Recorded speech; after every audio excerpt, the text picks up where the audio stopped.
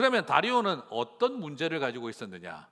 다시 말씀드리면 아닥사스다가 7년 만에 왕에 물러나고 새로운 왕을 세워야 하니까 이게 소위 말하는 세자저와 국본이 잘 준비된 게 아니라 갑작스럽게 바뀐 거예요.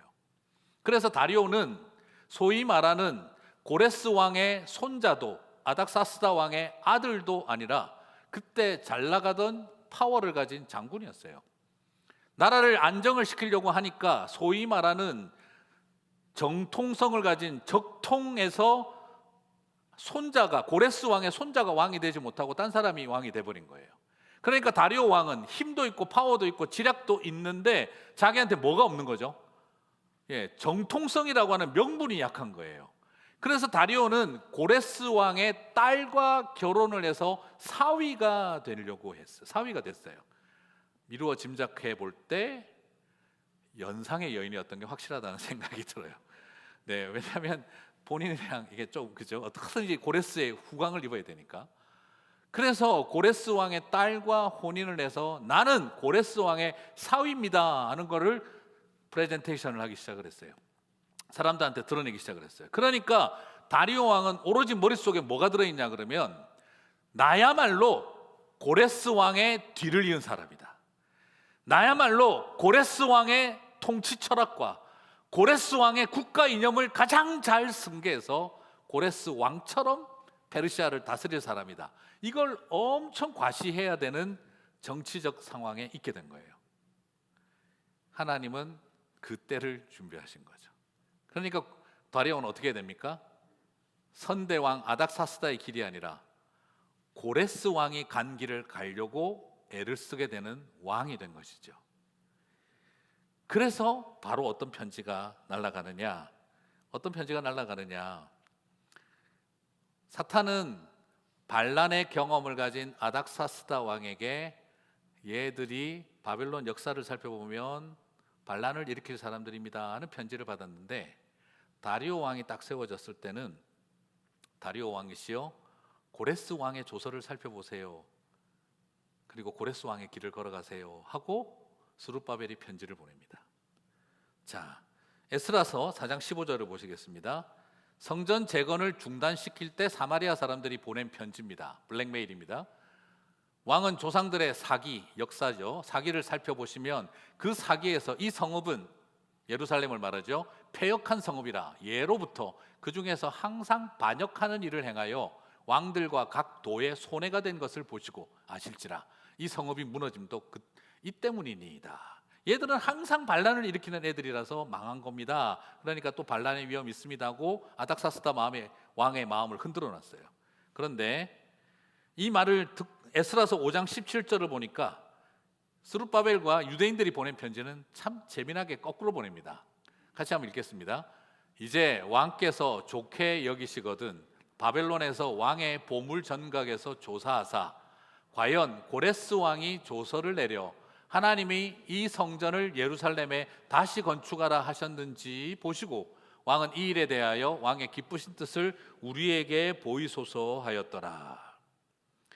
자, 여러분 여기서 무슨 차이를 보게 됩니까?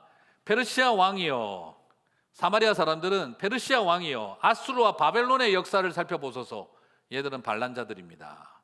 그런데 그 말을 듣고 아닥사스다 왕은 중단을 시켰어요. 그런데 이제 유대인들은 다시 편지를 보냅니다. 페르시아 왕이시여 고레스 왕의 조서를 살펴보소서. 우리는 고레스 왕의 명령을 지키고 있습니다 라고 보낸 거예요. 여러분 똑같이 역사를 보지만 누구의 관점에서 어떻게 역사를 보느냐에 따라 정반대의 결과를 걸어가게 됩니다. 바벨론의 역사를 살펴보게 되면 성전 재건을 억압하고 핍박하는 진압자가 됩니다. 진압군이 됩니다. 그러나 고레스 왕의 역사를 살펴보게 되면 성전 건립을 도와주는 해방자의 길을 걸어가게 됩니다. 아닥사스다 왕은 바벨론의 역사를 살펴보고 난 뒤 핍박자가 되어졌습니다. 다리오 왕은 고레스 왕의 역사를 살펴보고 난 뒤 해방자가 되기를 결단합니다. 똑같은 자리에 있고 똑같은 일을 겪고 있는데 고레스의 관점에서 볼 것인가, 불안과 두려움으로 가득 찬 아닥사스다의 관점으로 볼 것인가에 따라 똑같은 역사는 전혀 다른 결과를 만들어내게 됩니다. 사랑하는 성도 여러분, 저는 부탁드립니다. 역사를 바로 보시게 되기를 바랍니다. 잘못 보면 중단시키게 되는 거고, 바로 보면 해방자가 되는 것입니다. 이것이 오늘 대전환점이었습니다. 그리고 이게 굉장히 참 유머러스합니다. 사마리아 사람들이 그대로 보낸 거죠. 고레스의 조서를 살펴보소서. 그 결과는 어떻게 됩니까? 에스라 6장 1절에서 13절을 보면은 이에 다리오 왕이 조서를 내려 문서 창고 곧 바벨론에 보물을 쌓아둔 보물 전각에서 조사하게 하여 메데도 앙메다 궁성에서 한 두루마리를 찾았으니 거기에 기록하였으되, 같이 읽겠습니다. 고레스 왕 원년에 조서를 내려 이르기를 예루살렘에 있는 하나님의 성전에 대하여 이르노니 이 성전 곧 제사 드리는 처소를 건축하되 지대를 견고히 쌓고 그 성전의 높이는 60규빗으로 너비도 60규빗으로 하고, 솔로몬이 지은 사이즈대로 지으라고 명령을 내렸던 게 누굽니까? 고레스라는 게 문서가 뿅 하고 튀어나와 버린 겁니다. 결과는 어떻게 되죠? 고레스의 길을 걸어가고 싶어 했던, 하필이면 그때 다리오 왕이 들어서는 바람에 하나님은 기가 막힌 때가 참회를 이루시고 성전 재공 공사는 다시 허락이 떨어지게 됩니다. 별로 재미없어 보이는 표정으로 쳐다보고 계시는데, 그냥 성전 재건했다 그러면 되지 뭘 이렇게 열심히 설명을 하시나 생각이 드시겠지만, 여러분, 하나님의 섭리가 너무 놀랍지 않습니까? 바로 우리가 아무것도 할 수 없는 페르시아 왕궁에서 사탄은 아닥사스다 왕을 이용을 하고 있을 때 하나님은 다리오 왕을 세우심으로 당신의 때를 이렇게 만들어가고 계셨던 겁니다. 저는 바로 다리오 왕을 예비하시는 때가 참회의 하나님이 저와 여러분의 하나님이신 줄 믿습니다. 우리 힘으로 할 수 없는 그 일을 하나님은 하고 계시는 분이시라는 이 엄청난 사실을 우리는 역사에서 감사하며 배울 수 있게 되기를 주님의 이름으로 축복합니다. 그렇습니다. 이 놀라운 일이 일어났기에 하나님은, 우리는 아무것도 하지 않았지만 하나님은 페르시아의 왕궁을 다 준비시켜 놓고 있었던 것이죠. 그러면 이제 성전 재건이 왜 중단이 되었느냐? 두 번째 문제를 이제 하나 직면해야 됩니다. 외적 요인이 문제가 아니었습니다. 그건 하나님이 하실 일이었습니다. 문제는 우리 안에 있는 내부적 요인이 있었습니다. 외부적 요인 때문에 성전 재건이 중단된 것도 사실이지만, 그러나 사실은 우리 안에 이 일을 감당할 마음이 없었던 겁니다.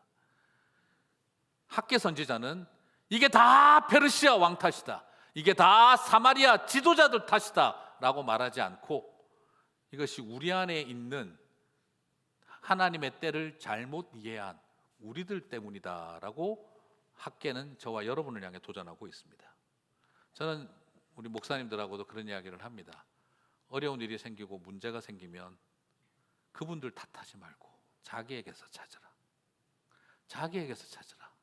이게 다 그 교수님 때문이고, 이게 다 그 목사님 때문이고, 이게 다 그 장로님 때문이고, 이게 다 그 교인들 때문이고, 이렇게 생각을 해버리면 우리는 배우는 게 하나도 없을 거다. 남 탓만 하면 되니까.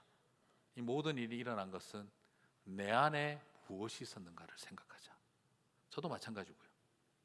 오늘 여기에서 학개도 그것을 도전합니다. 얼마든지 페르시아 왕 탓, 사마리아 지도자 탓, 그러면서 지금 안 되고 있는 이 일을 justify 할 수 있었겠지만 학개는 그렇게 가지 않습니다.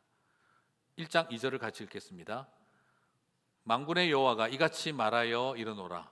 이 백성이 말하기를 여호와의 전을 건축할 시기가 이르지 아니하였다 하느니라.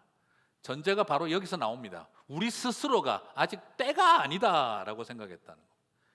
하나님은 때를 만들어가고 계시는데 당신의 백성들은 때가 아니다, 시기가 안 맞다라고 생각을 하고 있었다는 거죠. 때가 좋지 않다.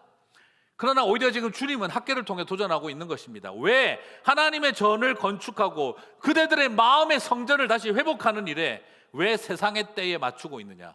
이제는 아직도 그 때가 되지 않았다, 너무 빠르다라고 생각하고 있는 그 마음이 오히려 지금 더 이 일에 걸림돌이 되고 있다라는 것입니다. 만약 그들이 정말 아무것도 안 하고 있었다 그러면 말이 됩니다.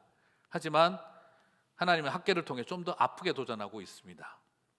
유대인들은 때가 아니라 성전을 세우는 때는 빠르다라고 말하면서도 자기들의 집을 세우는 일에는 바쁘게 살고 있었다는 것입니다. 학개서 1장 4절입니다. 이 성전이 황폐하였거늘 너희가 이때에 판벽한 집에 거주하는 것이 옳으냐.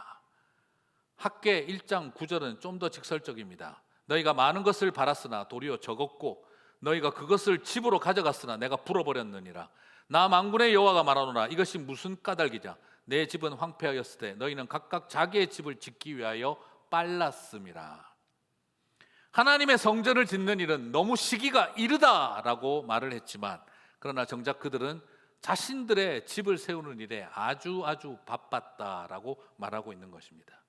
여러분, 정말 때가 아니라서 아닌 겁니까? 아니면 나를 위해 바쁘기 때문에, 나를 위해 바빠야 하기 때문에 하나님의 저는 때가 아니다라고 말하고 있는 것은 아닐까요? 내 마음의 예배와 찬양과 기도와 헌신과 내 마음의 성전을 세워야 하는 이 일이 너무너무 중요한데 아직은 때가 아니다. 왜냐하면 내가 나를 위해 더 바빠야 하기 때문에, 내가 나를 위해 더 바쁘기 때문에, 내 왕궁을 짓고 내 마음에 내 왕국을 세우는 일에 너무 바쁘기 때문에 하나님의 나라의 일은 때가 아니다라고 스스로를 말하고 있는 건 아닐까요? 주님은 우리의 그 민낯을 그대로 선지자를 통해 드러내고 있습니다. 우리가 게을러서 문제가 아니라 우리를 위해 너무 바쁘기 때문이라고 말하고 있는 것입니다. 사랑하는 성도 여러분, 때로는 우리는 때를 논할 때가 있지만 어느 시기가 가장 적절한지를 논할 때가 많은데, 물론 그 때를 잘 찾아야 하지만 그건 하나님 우리에게 묻고 있는 겁니다. 정말 때가 이른 거냐, 아니면 네가 너무 바쁘기 때문이냐. 이건 목회자도 마찬가지입니다. 목회자 저도 마찬가지입니다. 저를 위해 바쁠 때가 많습니다. 내 왕국을 세우는 일에 바쁠 때가 있습니다. 그때는 하나님의 전을 세우는 일은 중요하지 않습니다. 이것이 우리에 들어오는 굉장히 큰 위험입니다. 사랑하는 성도 여러분, 페르시아의 왕을 이기는 것이 중요한 게 아니라, 사마리아의 지도자들을 이기는 것이 중요한 게 아니라 내 마음의 왕을 물러나게 하는 일이 더 중요합니다. 사마리아 지도자들을 축출하고 페르시아 왕을 회개시키는 것이 중요한 게 아니라 내 왕국에 왕노릇하고 있는 나를 왕의 자리에서 물러나게 하는 것이 가장 소중한 일입니다. 지금 우리는 페르시아 왕과 사마리아 지도자와 싸울 일이 아니라 왕이 되어버린 나 자신과 싸워야 하는 것입니다. 성전 재건은 페르시아 왕국이 흔들리고 사마리아 사람들이 무너져야 되는 일이 아니라 내 왕국이 무너져야 가능합니다. 다리오가 왕이 되어서 때가 된 것이 아니라 내 왕권이 무너지고 하나님이 나를 다스리시는 때가 되어야 가능한 일입니다. 다리오가 왕이 되어 때가 찬 것이 아니라 내가 왕의 자리에서 물러났기 때문에 때가 된 것이다 라고 봐야 합니다. 우리 모두에게 이 싸움이 시작되어야 됩니다. 내 마음의 왕궁이 무너질 때 내 마음에 하나님의 성전이 세워지게 될 것입니다. 내 마음의 바쁨이 사라질 때 하나님의 나라를 준비하는 일이 시작될 것입니다.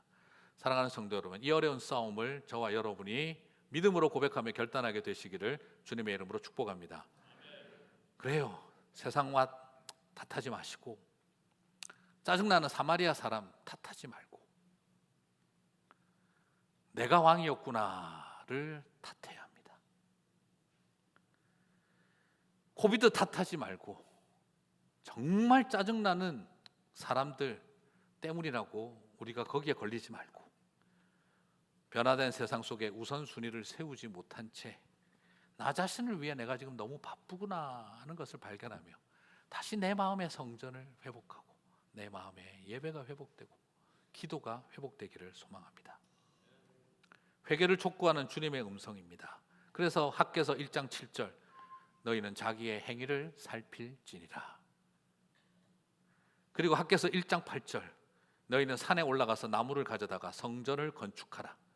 그리하면 내가 그것으로 말미암아 기뻐하고 또 영광을 얻으리라. 여호와가 말하였느니라. 이제 산에 올라가서 뛰어 올라가서 힘을 쓰고 애쓰고 나무를 자르고 흙을 퍼서 길을 만들고 끌고 내려와 손톱 밑이 새카매지도록 흙먼지 뒤집어 써가며 다시 성전을 지으라. 여러분, 성전을 재건하는 일, 마음의 성전도 마찬가지입니다. 성전을 재건하는 일은 우아하고 고상하게 되는 일 아닙니다. 무슨 말입니까? 온 힘을 다해 땀 흘리고 헉헉거리고 때로는 떨어뜨려 다치고 비명 지르고 먼지 뒤집어 써가면서 애쓰고 노력하는 일이 성전을 다시 짓는 일입니다. 무너지고 더럽고 70년 동안 오물 덩어리가 쌓인 성전을 씻어내고 청소하고 그 하는 일부터 시작입니다. 내 마음의 성전이 무너진 것도 그렇게 해야 우리는 회복할 수 있습니다. 입으로, 말로, 글로 우아하게 성전 재건하는 거 아닙니다. 다시 시작해야 되는 겁니다. 제가 저 자신을 가만히 돌아보니까는요, 큰 교회 부목사로 있고 제가 그러다 보니까 그때 저는요 그쪽에서는 이런 거 안 해도 됐어요. 화장실에 쓰레기 휴지 떨어져 있잖아요. 안 주웠어요. 누가 죽겠지, 여기 청소하는 멕시칸들이 죽겠지, 신경 안 썼어요. 부목사 때. 근데 담임 되니까 죽더라고요. 인간이 변했어요. 네. 왜 그렇게 됐을까요? 참 저 자신에게 부끄러운 거죠. 힘든 일 안 하고 싶더라고요. 나는 큰 교회에서 기획 담당이야. 나는 전략을 만들고 프로그램을 기획하는 사람이야. 나는 플랜을 짜는 사람이고 나는 담론을 만들어가는 사람이야. 이런 일은 내가 할 일이 아니야. 말은 한마디도 그렇게 하지 않았지만 속에는 그런 생각이 꽉 차 있었습니다. 그래서 이런 일은 좀 다른 분들이, 다른 목사님들이 할 일, 이건 뭐 병신도 할 일, 이건 그 목사가 할 일, 어느 틈에 그런 식의 구별이 큰 교회 생활하면서 저도 모르게 자리 잡아 있었던 아주 부끄러운 사람이었던 거죠. 근데 담임 되고 나서 보니까 그게 얼마나 나쁜 행동이었는가를 제가 알겠더라고요. 이게 얼마나 속 보이는 일이었는가. 그러고 나서 하나님, 왜 내가 그때 그렇게 하지 못했을까요? 그래서 우리 부목사님들을 보면 제가 너무너무 귀하고 좋아요. 정말 그런 거 안 따지고 정말 최선을 다해서 땀 흘리는 자리, 그리고 정말 힘든 자리, 우리 목사님들이 너무너무 잘해요. 전 그 모습을 보면서 참 부끄럽다. 나는 저렇게 못했었는데 하나님이 나를 이제 정신 차리게 하시는구나 해서 또 열심히 하려고 해요. 근데 하다 보면 그래도 또 못된 인간이 또 생각이 자꾸 딴 생각이 납니다. 내가 이렇게 열심히 청소하고 있을 때 의도치 않게 우리 장로님이 교회를 하필이면 그때 와가지고 이런 내 모습을 보면서 목사님이 어떻게 이런 소리를 하시면 얼마나 좋을까. 내가 이렇게 화장실에서 뭐 정리하고 있을 때 하필이면 그때 권사님이 남자 화장실 안 들어오시지, 권사님이 오셔서 어떻게 우리 목사님이 이렇게 보이지 않는 섬김을 이러고 막 의도치 않게 이렇게 칭찬해 주면 얼마나 좋을까. 이런 걸 누가 좀 찍어서 홈페이지에 안 올려줄까. 이런 얄팍한 수준의 생각에 사로잡혀 있는 제 모습을 보면서 참 틀려먹었다는 생각이 늘 하고 부끄럽습니다. 그렇지만 분명한 건 맞아요. 내가 가진 사회적 수준과 경제적 능력, 그리고 지식적인 수준에 맞게 교회에서 나는 봉사하려다 생각하시면 안 됩니다. 우리는 귀족과 귀부인이 우아하게 섬기는 곳이 아니라 이곳에서는 낮은 종의 모습으로 하나님이 부르셨는데, 목사님들이, 장로님들이, 권사님들이, 집사님들이 내가 밖에 나가서 어떤 사회적 수준, 지적 수준, 경제적 능력을 가지고 있든 그 자리에, 섬김의 자리에 땀 흘리고 애를 쓰기 시작할 때 하나님의 성전이 재건되는 줄 믿습니다. 하나님은 그 일을 하라고 저와 여러분을 산으로 올라가라, 그리고 나무를 켜서 끌고 내려와 지어라. 사랑하는 성도 여러분, 이 놀라운 일이 일어났으면 좋겠습니다. 학교 선지자는 이렇게 그가 말할 때 사람들은 어떻게 반응을 합니까? 학교에서 1장 12절을 보니까 바로 반응을 합니다. 스알디엘의 아들 수룹바벨과 여호사닥의 아들 대제사장 여호수아와 남은 모든 백성이, 같이 읽겠습니다. 그들의 하나님 여호와의 목소리와 선지자 학개의 말을 들었으니 이는 그들의 하나님 여호와께서 그를 보내셨습니다. 백성이 다 여호와를 경외하며. 참 보면 놀랍죠. 이런 말을 들었을 때 학개 선지자한테 현실을 모르는 소리 자꾸 하지 마세요. 그러니까 선지자만 하시지. 우리 현실들은 왜 모르시는 소리를 하십니까? 이런 반응이 아니라 학개의 말을 하나님 말씀처럼 듣고, 그리고 하나님이 그를 우리에게 보냈다라고 고백하며 하나님을 경외합니다. 경청과 경외가 일어납니다. 여기서 경외한다는 말은 두렵고 떨림으로 예배한다는 말이죠. 이 무슨 말이죠? 이젠 더 이상 페르시아 왕을 두려워하지 않기로 결심했고 사마리아 지도자들을 두려워하지 않기로 결심했다는 겁니다. 하나님을 두려워하고 떨리고 그 앞에서 예배하기로 결단했다는 겁니다. 여러분, 무엇을 두려워하고 계십니까? 누구를 두려워하고 있습니까? 두려움의 대상을 바꾸는 것이 믿음입니다. 가장 무서워하는 것, 가장 무서워하는 존재를 내려놓고 하나님을 두려워하고 떨어며 예배하기를 결단하는 것이 믿음의 여정입니다. 그들의 삶은 경청하고 그리고 하나님을 경외했습니다. 학개의 말을 듣기를 하나님의 말씀 듣듯이 하고 그를 하나님이 보내셨다라고 고백하며 여호와 하나님을 경외하기 시작했습니다. 말씀을 마무리하면서 저는 이렇게 이야기 드리고 싶어요. 참 목사님들이 제일 성경에서 부러워하고 질투하는 선지자가 누군지 아세요? 예. 제발 내 인생은 이 사람처럼 됐으면 좋겠다 하는 분이 누군지 아세요? 학개입니다. 절대 내가 이 사람 같은 선지자는 안 됐으면 좋겠다 하는 분이 누군지 아세요? 예레미야입니다. 네. 그런데 학개를 보면은요, 진짜 학개 선지자는 대적과 갈등이 없어요. 그리고 선지서 중에 제일 짧아요. 학개서는 딱 2장, 한 장도 1절에서 38절이 아니고 15절 끝이에요. 어떻게 이렇게 짧을까? 그래서 제가 친구들하고 신학 공부하다가 야, 학개는 왜 이렇게 짧냐? 이랬더니 당연하지 않겠어? 한마디만 딱 했는데 바로 오케이 해버렸으니까 끝나지 않아. 할 말이 없잖아. 뭘 더 써? 예레미야는 봐, 아무리 말해도 안 들으니까 한 말 또 하고 한 말 또 하고 한 말 또 하고 계속해서, 그러니까 예레미야는 끝나고 난 다음에 애가까지 썼잖아. 학계는 뭐 할 말이 있어야지. 한 마디 딱 하니까 전부 다 오케이 해버리고 막 총독도 오케이, 대사장상도 오케이, 백성들도 오케이. 그냥 한 번에 끝나버렸으니까 짧지. 여러분, 설교가 길어지는 게 제 탓이 아닙니다. 네. 그냥 깔끔하게 오케이 해버리니까 끝나버렸어요, 학교에서는. 그래서 늘 부럽고 두려운 분이 학교처럼 되면 얼마나 목회를 누가 못할까 막 이 생각이 들어요. 네. 그런데 여러분, 저도 학교처럼 되고 싶다는 말이 아니라 다른 게 아니라 저 자신이 두려워요. 저는 학교와 같은 그만한 영성도 아니고, 그리고 또 솔직히 생각을 할 때 전부가 다 오케이 해버리면 이게 내 뜻이 하나님 뜻인 줄 알고 착각하며 더 큰 실수할까 봐 겁이 나요. 그래서 저는 오히려 내 생각을 정당화하고 내 주장을 정당화하기 위해서 하나님 내세우는 일은 절대 안 해야겠다. 그래서 오히려 더 민주적으로 대화하고 토론하고 반대 의견을 자유롭게 말하고 함께 찾아가는 일을 하고 싶다. 그런 생각이 더 마음속에 많이 있어요. 그래서 우리 장로님들하고도 계속 그렇게 이야기를 해요.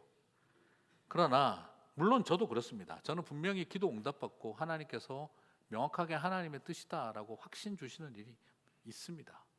그리고 저도 명확하게 응답받고 하는 일들이 있습니다. 그런데 때로는 그 응답받은 일들, 제가 저희 교회 14년 목회하면서 많이 고백합니다. 분명히 응답받은 일인데 10년 기다리는 경우도 있습니다. 분명히 응답받은 일인데 7년이 갑니다. 분명히 응답받은 일인데 쉽지 않게 진행되기도 합니다. 모두가 다 찬성하지는 않습니다. 그러나 그 일을 결정하고 진행할 때 이거 하나님한테 응답받았습니다라고 말을 한 번도 한 적은 없습니다. 그냥 하고 싶은데요 이렇게 이야기할 때가 많았어요. 왜냐하면 제가 만약 하나님께 응답받았다 해버리면 장로님이 반대하는 장로님들 의견을 내면 어떻게 되죠? 본의 아니게 하나님의 뜻을 거역하고 계십니다 이렇게 되는 걸까요? 그 장로님은 또 열받으셔가지고 내가 기도해봤는데 하나님 아니라고 그러던데 그래버리면 이제 하나님 놔두고 싸워야 돼요. 누가 맞는지. 저는 그런 것이 아니라고 생각합니다. 오히려 허심탄회하게 반대 의견도 편하게 말하고, 그것이 기다려야 하면 7년이 갈 수도 있고 10년이 갈 수도 있고, 하나님 분명히 응답하신 일이지만 때로는 강력한 반대에 부딪힐 수도 있고, 그 모든 여정을 통해 우리가 다시 돌아보고 기다릴 수 있는 마음을 갖는 일이 소중하다고 생각해요. 그래서 저는 예레미야서는 곤란하고, 저는 학개하고 예레미야 중간쯤 예, 그 정도만 되면 감사할 것 같아요. 하지만 오늘 이 마음으로 늘 있지만, 오늘 이것만큼은 좀 학개의 마음으로 말씀드리고 싶어요. 여러분, 예배와 마음의 성전을 세우는 일에 여러분의 자리를 지키시고 엎드리고요 결단하시게 되기를 주님의 이름으로 축복합니다. 다시 우리의 마음의 예배와 성전을 재건하십시오. 다시 하나님 나라에 대한 열정을 다시 지어 올리십시오. 내 마음에 무너진 예배와 하나님을 향한 갈망과 공동체를 향한 사랑하는 마음과 그 뜨거웠던 마음들을 다시 재건하시게 되기를 바랍니다. 들으시고 경외하며 두려움의 대상을 바꾸는 결단을 하게 되시기를 바랍니다. 그럴 때 하나님께서 저와 여러분에게 오셔서 함께하며 감동을 주실 것입니다. 말씀을 마무리하게 합니다. 학개서 1장 13절 14절만 읽고 마치겠습니다. 우리가 그렇게 하나님에게 경청하고 경외하며 나아갈 때 주님은 약속하십니다. 같이 읽겠습니다. 그때에 여호와의 사자 학개가 여호와의 위임을 받아 백성에게 말하여 이르되, 여호와가 말하노니 내가 너희와 함께 하노라 하니라. 여호와께서 스알디엘의 아들 유다 총독 스룹바벨의 마음과 여호사닥의 아들 대제사장 요수아의 마음과 남은 모든 백성의 마음을 감동시키심에 그들이 와서 만군의 여호와 그들의 하나님의 전 공사를 하였으니. 그렇습니다. 우리가 경청하고 경외하며 나아갈 때 어떤 일이 있습니까? 하나님이 말씀하십니다. 주님의 말씀입니다. 들으십시오. 내가 너희와 함께 하노라. 내가 너희의 마음을 감동시키리라. 우리 하나님이 내 마음을 감동시키는 역사가 있게 되시기를 바랍니다. 하나님이 나와 함께 하시는 것을 경험하게 되시기를 바랍니다. 하나님이 나와 함께 하는 것을 알고 싶다면 경청하시기를 바랍니다. 하나님이 나와 함께 하시는 것을 경험하고 싶다면 두렵고 떨림으로 하나님만 예배하시는 저와 여러분이 되시기를 바랍니다. 그럴 때 주님이 우리와 함께하고 저와 여러분 가슴 속에 꺼지지 않는 감동으로 다시 한번 우리의 마음을 불타게 하실 줄 믿습니다.